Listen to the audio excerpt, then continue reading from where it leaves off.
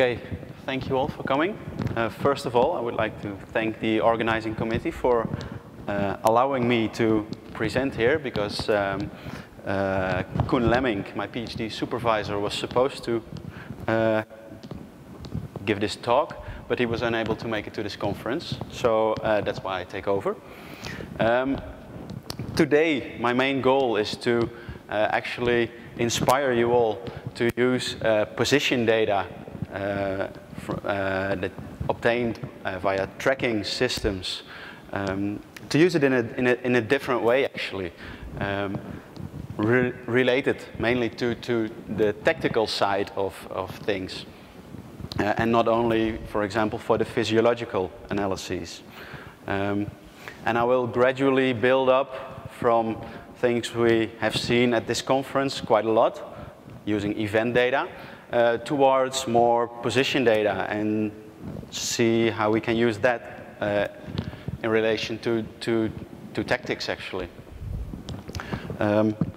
Before I continue, very briefly, I'm from the Sport Science department in Groningen, which is in the Netherlands. We cooperate quite a lot with regional professional soccer clubs, all playing in the highest league. And research focus at our department, well, is focused at match performance, training performance, and talent development. Whereas talent development, obviously, is at the bottom of this figure, mainly because it's a longitudinal process, and match performance, well, is more a weekly thing and is actually performing every week. So this is the focus at our department. And today I will focus on this very top part of the pyramid. I think to be very clear about what I consider match analysis, I've put this up. It's the objective recording of behavioral events. And we do that systematically and consistently throughout a season to obtain data. And this is not new. The Egyptians did those kind of things in judging dance. But we've come a long way from hand notation systems, and now we have these really advanced electronic tracking systems. So we've come a long way. And the technological innovations take place at, well, in my opinion, at these 4 levels. First of all, data collection. Systems become cheaper, easier to handle, less invasive. So they're easily accessible.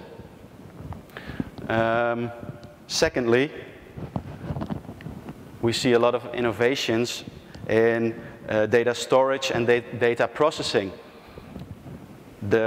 These kinds of systems provide high-resolution temporal, high-resolution spatial information. So you need also to think of innovations in terms of storage, because they take up a lot of space, of course. Thirdly, the ability to measure in games, because these devices become smaller, etc., leads to that we can actually have different kinds of data, different variables that we collect from real in-game, in games actually.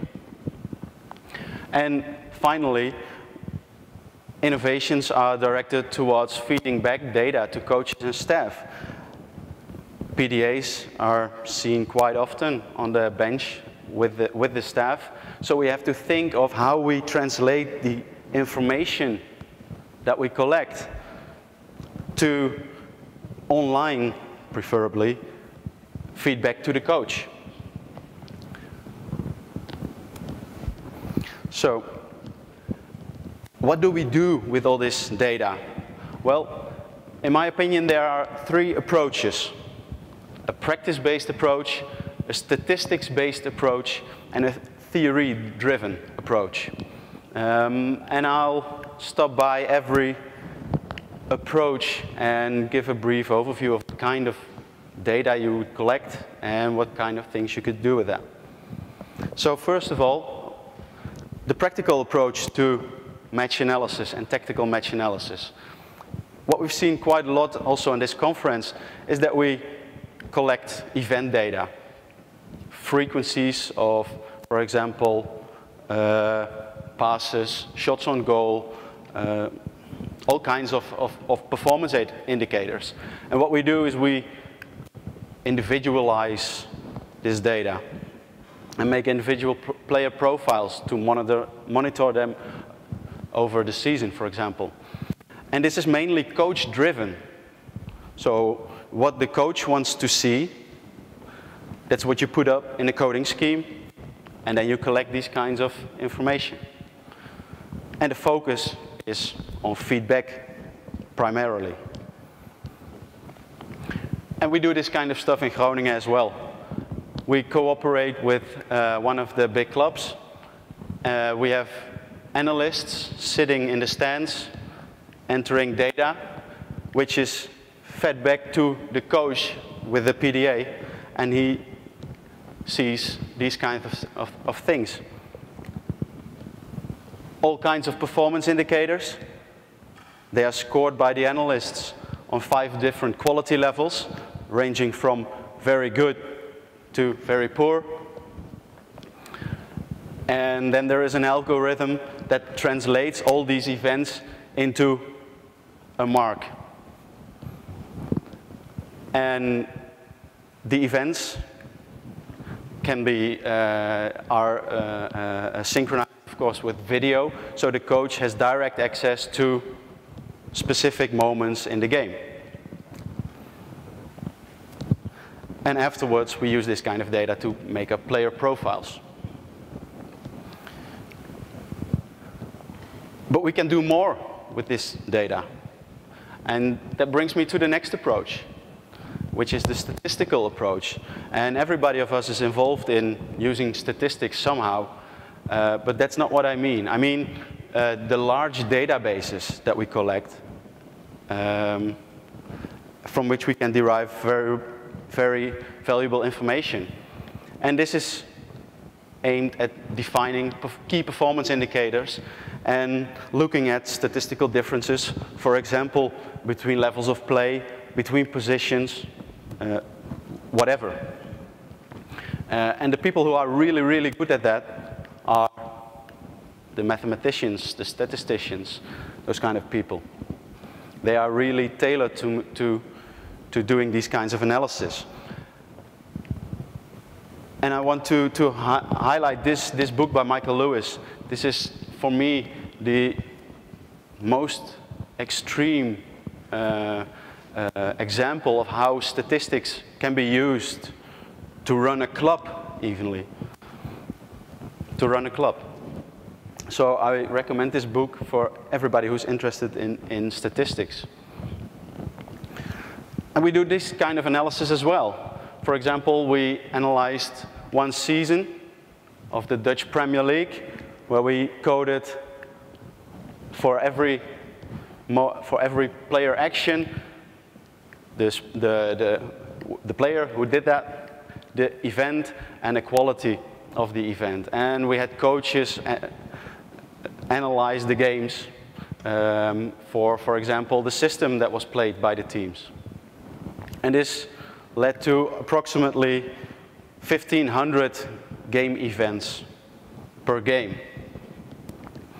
And as an example, you can have a look at the passing indicator related to the final ranking of that season, and then you see a somewhat negative trend from the most successful teams to the least successful teams. But this is kind of straightforward statistical analysis. And I want to highlight this paper because, unfortunately, this hasn't had many follow-up in recent years. And this is concerning T-patterns, where we use the events that are being scored, the sequence of events, and we try to find some kind of hidden patterns. So this seems quite random, but when you look more closely, you actually see that these kinds of patterns emerge from this sequence. And he showed very nicely that there is not a big difference between high-level teams and low-level teams in terms of number of events, but that the successful teams showed more distinct patterns, and that the patterns occur more frequently. So this is an approach that I really like, and that I would like to see more in literature.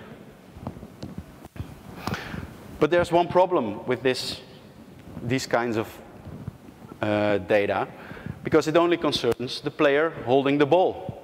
Only those events are rated. And that's, in soccer, only 2%. So we miss 98%. And soccer is extremely dynamic, with players continuously changing their positions.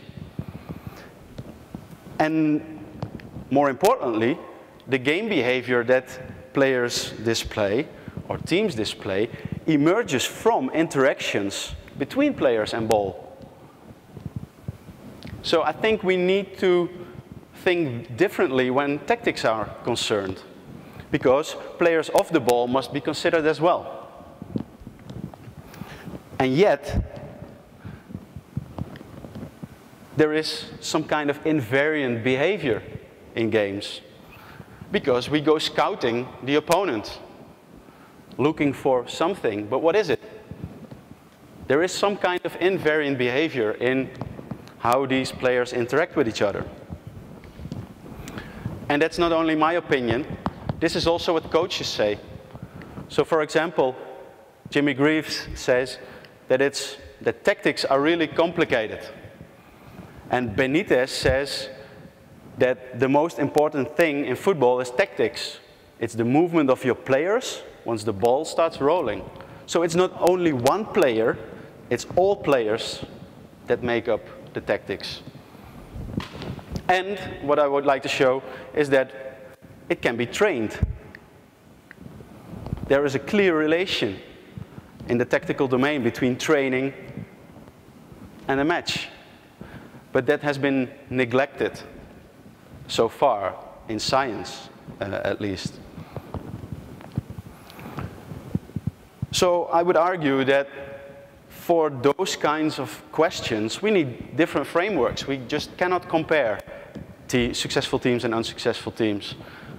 We need theory for that, for the time-space patterns. So we need a different approach to match analysis. And that's where I think we come in.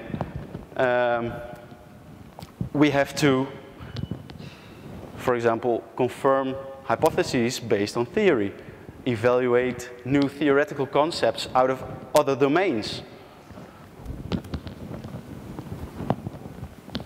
And one such approach that incorporates interactions is network theory, for example. And yeah, I don't mean these kinds of interactions, but passing interactions, for example. This is the passing